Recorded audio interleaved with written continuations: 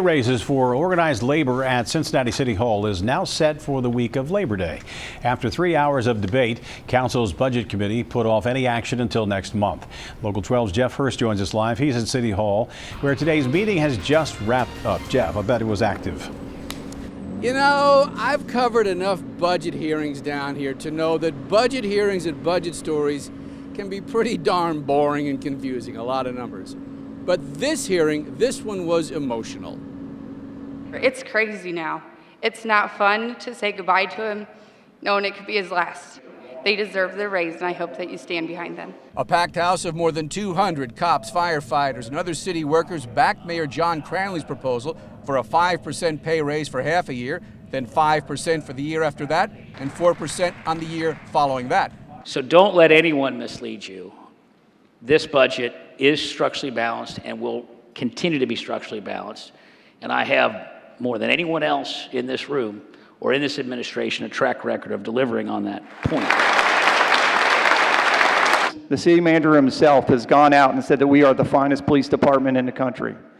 If that's true, you would think that we would be paid somewhere near close to that. The mayor's proposal bypasses the city manager's traditional negotiating authority and is far higher than the 3% pay raise received recently by firefighters.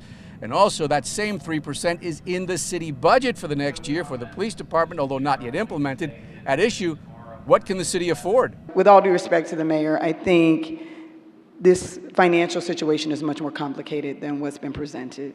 The reality is that, yes, we've had a great couple years, but the projections show that a recession is coming within the next 3 years.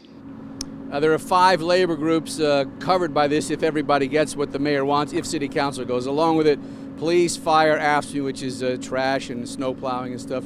Code, which is middle managers, and the building trades. You know, you saw an interesting contrast there. You had the mayor saying one thing, you had Councilmember Yvette Simpson saying, you know, I don't know, maybe not. And that could be a preview of the 2017 mayoral race. So maybe the two sides are getting in position already. Live at City Hall, Jeff Hurst, Local 12 News, back to you. Jeff, is there any real timeline on this? No, there's not. I mean, the city is negotiating with the FOP. So those negotiations could drag on and on and on and on. And if the city council says, okay, 5% for the FOP, then they can go back to the negotiating table. But in theory, the city negotiators say, fine, you're going to get more money, but we're going to take, you're going to pay more for your health care. So this is a big symbolic issue, a big financial issue, but it doesn't automatically wrap everything up. Jeff Hurst, thanks very much. Live for us at City Hall. The city has about 6,000 employees. The mayor's pay hike proposal is for unionized workers only, which is the majority.